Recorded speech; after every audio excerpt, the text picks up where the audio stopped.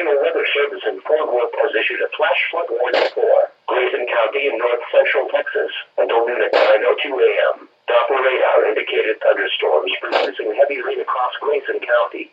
Flash flooding is ongoing or expected to begin shortly. Rainfall amounts of 3 to 4 inches have occurred over 12 hours, and an additional 1 to 2 inches is possible.